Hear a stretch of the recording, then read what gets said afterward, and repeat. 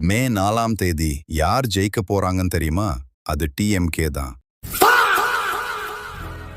எப்படின்னா, இதுக்கு முன்னாடி நடந்த விஷயங்கள் டிஎம்கே சாதகமா இருந்துச்சு. உதாரணமாக, பெண்களுக்கு மாதம் 1000 ரூபாய் வழங்கும் திட்டம், பொங்கல் பரிசாக 3000 ரூபாய், மேலும் தேர்தலுக்கு முன் 5000 ரூபாய் வழங்கியது, மகளிர் இலவச பேருந்து பயணம் போன்றவை மக்கள் மத்தியில் நல்ல வரவேற்பை பெற்றன.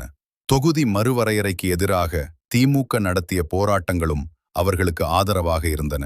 1977ஆம் ஆண்டு அதிமுக தொடங்கப்பட்டதிலிருந்து கடந்த 49 ஆண்டுகளில் 2026 நிலவரப்படி தமிழ்நாட்டில் திமுக மற்றும் அதிமுக ஆகிய இரண்டு கட்சிகளும் மாறி மாறி ஆட்சி செய்து வருகின்றன. அதிமுக சுமார் 31 ஆண்டுகளும் திமுக சுமார் 18 ஆண்டுகளும் ஆட்சி செய்துள்ளன.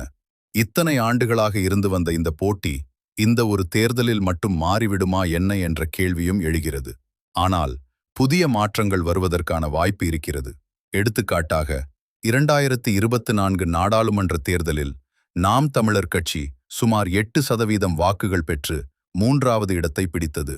ஆனால் 2026 சட்டமன்ற தேர்தலில் புதிதாக உருவான விஜயின் தமிழக வெற்றிக் கழகம் 3வது இடத்திற்கு வர வாய்ப்பு உள்ளது. அதாவது 3வது இடத்திற்கான போட்டி நாம் தமிழர் கட்சியா அல்லது தமிழக வெற்றிக் கழகமா என்பதில்தான் இருக்கிறது. நாம் தமிழர் கட்சிக்கு இந்த தேர்தலில் முக்கிய சவால் விஜயின் வருகையே. விஜய் கட்சி இல்லையெனில் அவர்கள் தொடர்ந்து 3வது இடத்தை பிடித்து அதிக வாக்குகளை பெற்று குறைந்தபட்சம் ஒரு தொகுதியில் வெற்றி பெற்று சட்டமன்றத்திற்குள் செல்லும் வாய்ப்பு இருந்திருக்கும்.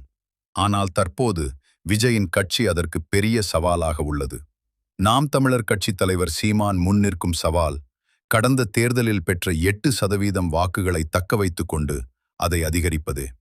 அதே நேரத்தில் விஜயின் கட்சிக்கு இந்த தேர்தலில் எவ்வளவு வாக்கு கிடைக்கும் என்பது இந்த தேர்தலில் தெரிந்துவிடும். அவர்களின் பிரதான இலக்கு அதிக வாக்கு விகிதத்தை பெற்று குறைந்தது ஒரு சட்டமன்ற தொகுதியிலாவது வெற்றி பெற்று சட்டமன்றத்திற்குள் நுழைவதே ஆகும்.